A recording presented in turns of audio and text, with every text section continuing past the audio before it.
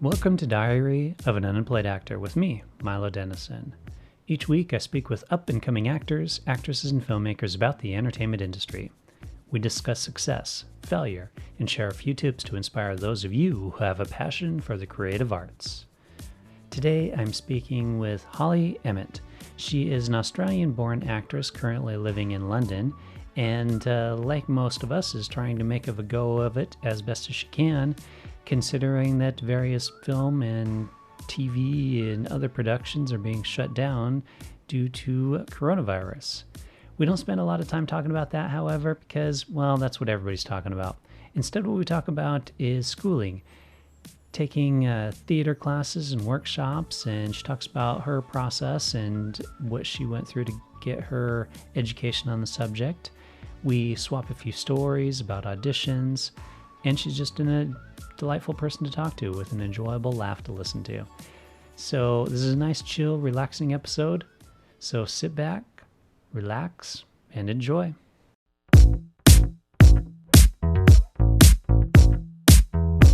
You've studied theater from a reasonably young age, is that right? Because like looking at your profile, looks like you've done a lot of schooling and workshops and that kind of stuff, right?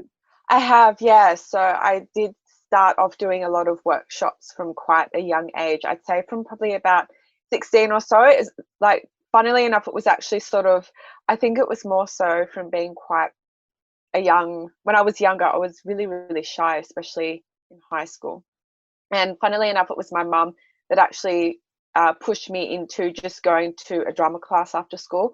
I think more so just to build up my confidence, and be able, to talk to people and communicate, I guess. And then from there, I think that's where the passion sort of developed. So I started doing, so this is all back where I'm from in Sydney, Australia. Mm-hmm.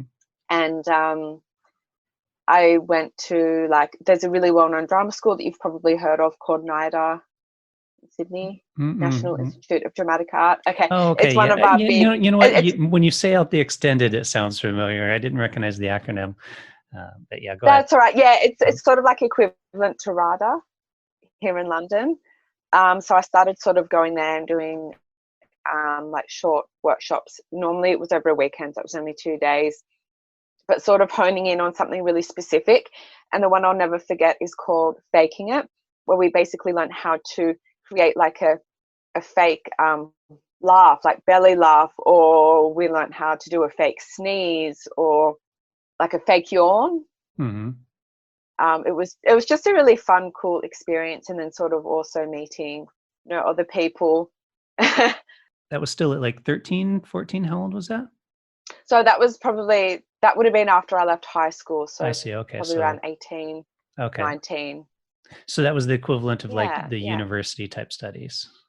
It was, yeah, yeah, but just sort of, it was just like a really quick, like short course over 2 days, a Oh, I weekend. see. But Okay. then Okay. I did sort of go on to do longer courses that were um, probably about 8 weeks, but one day a week, if that makes sense. So like eight lessons over 8 weeks. Did you study theater or drama in university as well then? I went to an actual drama school. Okay. This was a bit later down the track when I was a bit older, so I was sort of a bit hesitant, thinking, oh, am I too old to go to drama school now?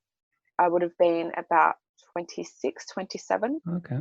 which I actually feel had a bit of a bonus to it, sort of having left high school and sort of having had a bit of life experience and have seen, a bit of the world, traveled, met, a lot of different people from different cultures, that kind of thing. But the drama school at the time was called ACTT, short for Actors College of Theatre and Television. And that course was only 1 year, but it was full time, 5 days a week. Its main focus was theatre, but then we did sort of delve into a little bit of sort of film, TV based stuff as well, and learning how to work with the camera, Oh, that's good. and that sort of thing. Yeah. Do you find most of because your acting classes in schools like kind of focus more on stage versus film and television? Yeah, yeah, I always sort of found that. Whereas now a lot of my credits are actually in TV and film, and I do love theatre, but I feel like my true passion is film and TV. I think that's just where a lot of my interests sort of lie on a performance level, I guess, if that makes sense, and just sort of the whole collaborative process and how it all comes together, and having so many people work, like on a big film, or whether it's a little indie film or even a TV series, and just how it all works together and how important every person's role is to make an end product. How do you find portraying characters different on screen versus on stage? Is there changes to how you do your performance? I know, like for me, I often think like bigger on stage, more subtle on camera, that kind of stuff. Anything else? I think I kind of agree on that, because especially with the cameras that are used now in film and TV, they're really sort of high tech, and they will pick up on the smallest things. So I think for film and TV, more sort of like subtle reactions and movements are actually like bigger, like they come across bigger, if that makes sense, because the camera will pick up on absolutely everything. Whereas on theatre, because you do have the audience there in the room, but they're at quite a distance, that everything needs to be made bigger. Even projecting your voice. I guess voice is another thing.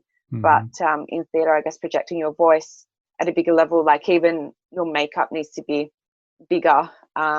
Sometimes even sort of like clown-like, which I felt was funny first time doing it. But then I realised, of course, yes, the audience is at a distance, so everything needs to be bigger. Yeah, I find like with me, it's funny because I really prefer stage, and so I did a film probably a couple months ago. It was just a short film, and my character was gay. And so I asked the director, I'm like, okay, so like on a scale from like 10, he's so flaming that he's on fire, to a 1 where you can barely tell. She was like, well, maybe kind of right in the middle, about a 6. And I'm like, okay. So I did the first take at what I interpreted as 6 as, and she's like, okay, maybe bring it down to a 3 because like the stage performer in me kind of has a tendency to go a little over the top. And it's funny because, and I'll see it too when I watch playbacks, and I'll watch a first take of something, and I'm like, Jesus, it's so, you don't realize how much that camera emphasizes so much of a performance. Did you find that a bit as well, or? Yeah, I do. And I also used to do makeup for film and TV back home before I moved here to the UK a couple of years ago. And even with things like that, the camera will pick up on little, mistakes you might make if you miss, a spot of foundation, or the blush is too much or something. But or if they put it on too strong or something like that as well. You just kind of go real subtle with it. Do you don't do makeup anymore though?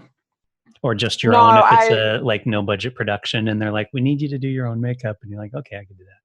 Yeah, basically. So I always sort of had a passion for the industry, for film and TV. And although I'd been sort of attending sort of drama classes since 16, I think I wasn't 100% sure which direction to go in, but I felt that the industry is sort of, where I needed to be. So I actually studied makeup before I studied theatre or performing. And I just sort of went down that route. And then from quite early on, I was like, okay, I do love it here, love being on set, being part of the collaborative process, but I felt like I needed to be on the other side of the camera. But it's, great to be around other creatives and then bumping into the same people and different projects. Yeah, it was always really nice. Exciting, but then I just sort of, I love that. And then I just sort of felt like it's time to move on from this. And I just kept thinking more and more about the performing side of things. And I thought, well, I feel like now is the time to sort of take that leap, take the chance. And I had been doing the little courses in between working in makeup. But then I auditioned for the drama school and got in. And I thought, okay, well, this is now that time to, make that leap and just sort of see where that leads me. So acting now is my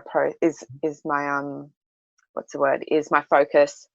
But I have at times have thought, oh, maybe going back into makeup, just to be on set more, just to maybe even gain even more skills, meet other or more creative people. Yeah. When you But you mentioned the drama school, is that here? Is that in London? no, in Sydney, In Sydney, okay. Sydney, So you didn't Australia. move. You didn't move to London till after schooling. Yeah, not until quite a while after schooling. I just thought, oh, I'll come over here on a bit of a whim, I guess. And I knew that the industry was a lot bigger over here. And to be honest, I also wanted to travel and see the side of the world, which I hadn't before. Why London versus the US? Was it like a work visa thing, or that you actually wanted to be in London? Well, I wanted to be in London. I do have a little bit of family here, a few cousins that I didn't really know before I moved here. So it was actually quite nice to sort of build up that relationship and connection with them. And they both now have children, which I'd never met before. So that was really lovely as well. And then it also was sort of partly a visa thing as well. Like I'd always wanted to move to the States, either LA or New York. um, but I think at the time, London was sort of the easy option. And I have been to the States a couple of times, New York twice, LA once. Okay. So you mentioned the drama school and your audition there. So I want to kind of get into a little bit of schooling type stuff. So explain like what an audition process is like when auditioning for drama school. This was only a one stage sort of process, whereas I've heard, well, I mean, I actually have auditioned for NIDA, and that's a 3-stage process if you get through every process down to the final round. But with ACTT, it's just one sort of process, and they send you. It was only one audition that we had to do. I know with NIDA, you've got to do a few different monologues, but with ACTT, it's just one, and they send you a list of monologues. The one that I did was, I'm trying to think of the film. It was a monologue in a film. And it's a film that I'd seen a couple of times, but on purpose, I did not sit down and watch that scene again, because I wanted to make my own interpretation on what was being said, what the character wanted to get across to the audience. Yeah, so I did all my research, learnt the lines, and then went in and auditioned. It was quite a quick audition from memory. And there was a panel of, similar to NIDA actually, there was a panel of 3 or 4 tutors sitting opposite me. And I remember being really, really nervous. And when that happens, I tend to go blank and forget lines, and then I just sort of panic. But luckily, that surprisingly, as nervous as I was, that didn't actually happen this time. I didn't go blank, didn't forget any lines, got through it, and that was it. That was it. I know. Sorry, I'm just thinking about other sort of auditions. I guess not so much for drama school, where they'll get you to audition, and then they say, "Okay, that was great, but try it a different way." So Yeah, I so they guess for did. me, Sorry to interrupt. So they didn't do that at for your drama school audition. They didn't have you do it a different way or anything. no, Interesting. no, it was Interesting. quite a quick, easy process, to be honest. Yeah, it was over just like that. It felt really quick, easy, Yeah. simple. Did you Um, make it through the 3 stages of the Nutter School? Like, so can you explain what a 3-stage audition is versus just a 1-stage? Do you know? I didn't get through the first round, Oh, okay. unfortunately. Oh. I can tell you what I went through if you like. Yeah, that'd be great. Um, I think. so again, it was a list of monologues that the school sends you, and I had to select 2. The thing that was really nerve-wracking for me was we actually auditioned in front of everybody that was auditioning. I don't know if it's like that in the States or even in the UK, but anyway, so sort of similar thing again with NIDA. There was, I want to say, yeah, it was four panelists sort of sitting there. It kind of felt like The Voice, I guess, because like you're on a stage and then you've got these 4 panelists sort of sitting opposite you and sort of judging you, I guess. But this was all done in their big auditorium, so therefore they had, you know, seating all the way through, and everyone else that was auditioning was sitting there watching your performance. And although they had like the big lights on, so I couldn't really see anybody beyond the panelists, I was so nervous, just sort of standing there thinking, oh no, everybody's judging me. Oh no, you know, what if someone else does it better? Or so it was, I feel like compared to ACTT, nothing against the drama school at all, it was more of a grueling and sort of intense process. But compared to ACTT, they did get me to, I suppose they gave a bit more direction, and they got me to try the monologues again and sort of made suggestions. I said, okay, look, you know, that was great, but maybe try it this way and just sort of see how it plays out. Yeah. And although it was really grueling and intense, it was also a really good experience, and actually was quite fun. But never got past that first round. But in saying that, you know, I was still proud that I had the chance to audition, you know, for such a big and well-known school. Yeah. Do you know what the second stage would have been? I don't know if they get you to audition with a different piece or the same, but I think with Night Out, it's just more so a process of narrowing it down each time, sort of eliminating more and more people. I gather that's how they do it, but I'm not 100% sure. Yeah, I auditioned to 2 drama schools, and it was funny, like one of them I do remember they had us do 2 pieces. So one was one, you know, of their options, and then another one was one I had to bring of my own options. And kind of, you mentioned the nervousness. This is what reminded me of that, because the one piece I had down perfect, and then the second piece, I had actually during the scene, I'd forgotten a couple of the lines, and it was funny because I kind of choked. Same thing, and one of the girls that was at the panel like actually yelled the line out to me, and it was like, oh my god, I can't believe that just happened. So, yeah, dreadful audition. So it happens. Yeah, you do choke, and yeah, yeah. Okay, so then when you get into drama school, like what's kind of the education experience like? Is it really all just specifically drama, theater classes, that kind of stuff, or is there other things that you kind of have to learn as well? Well, I guess the school I went to was very sort of practical based, so sort of getting up, doing exercises. I think it became everybody's favorite thing towards the end of the course was we would sort of go into class, sit down, wait for the teachers to come in, and then we would sit in a line and give each other like a mini shoulder massage at the beginning of every class, just to sort of relax our bodies and our souls, I guess. And then we would, it was quite cheeky, but quite a few occasions I tried to get in the middle of the line because, of course, the person at the end of the line wouldn't get a massage. So in order for them to get a massage, we would turn that line around and do, you know, another sort of 5-minute massage. So that was great.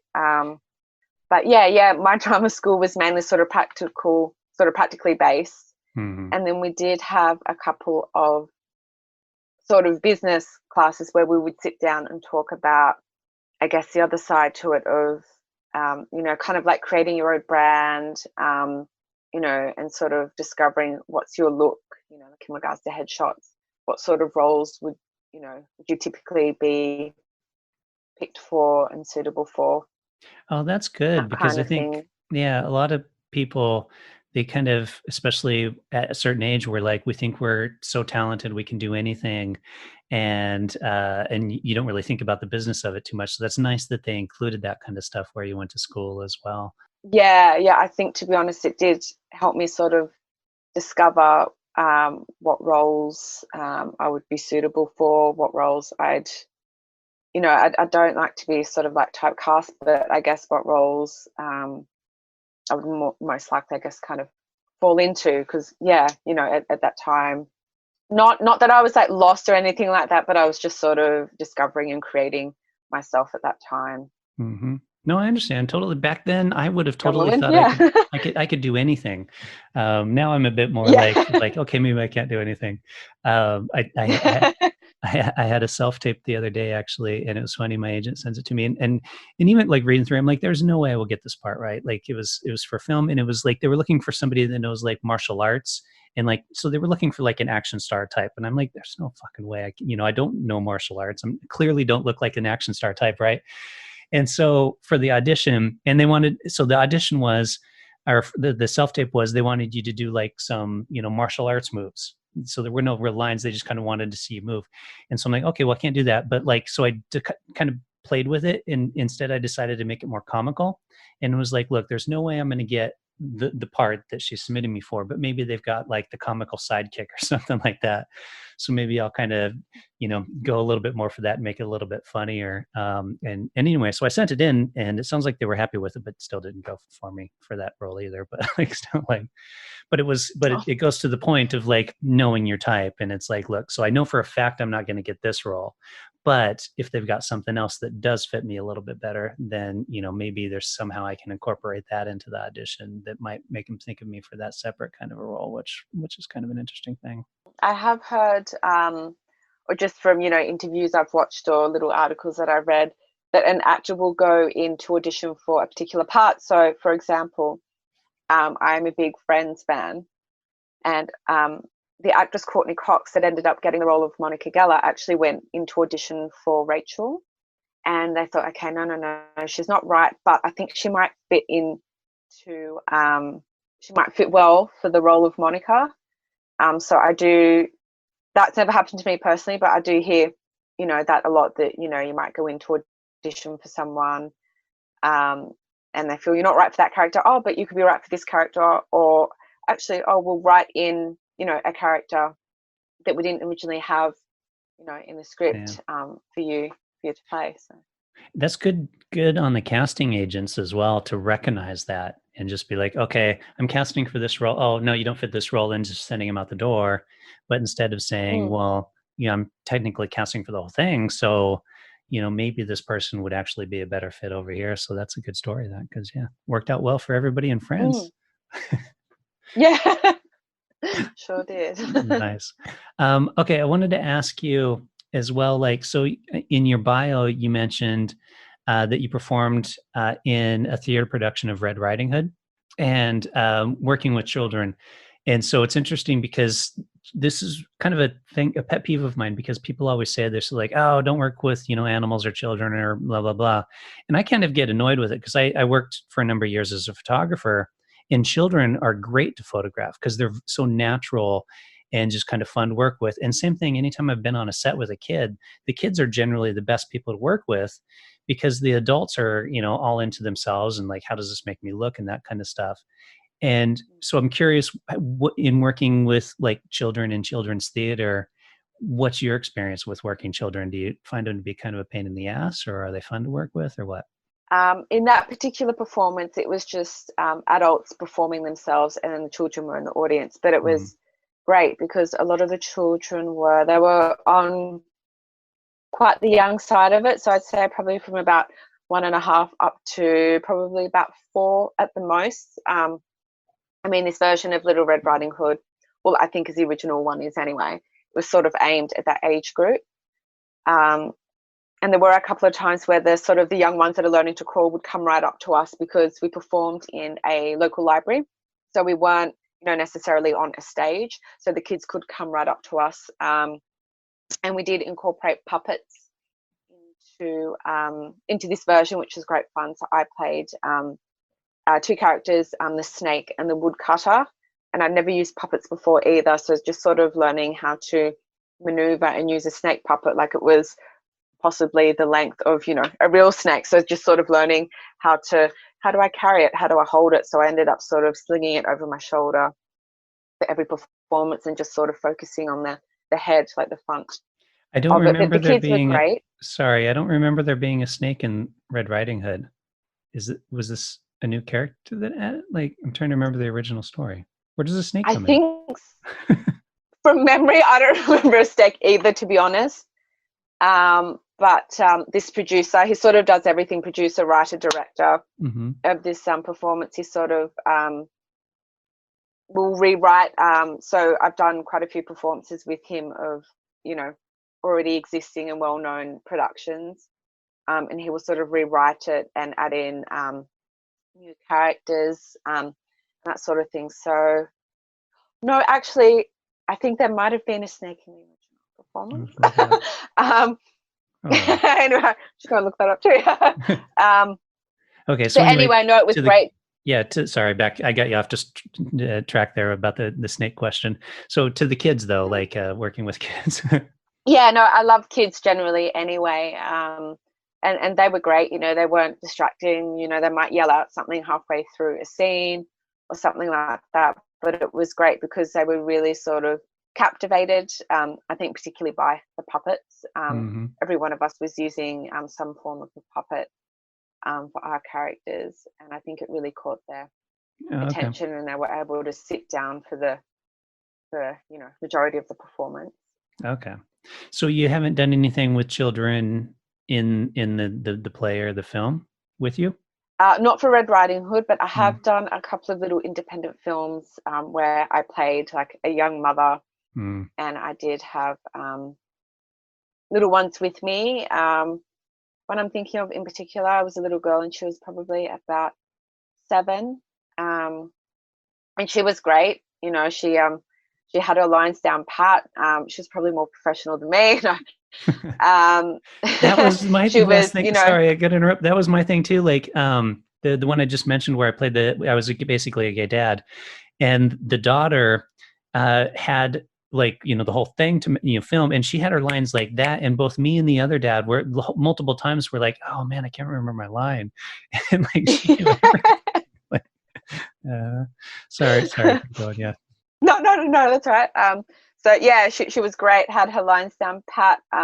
She took direction well, and although she was only 7, she was quite open and friendly, and we had to be you know, it had to come across that we were truly mother and daughter. So she was, you know, very happy to hold my hand or do whatever was required. But she was very, very professional. I wanted to ask, I thought of this question as you were talking about schools, but then I got myself distracted by the Red Riding Hood thing.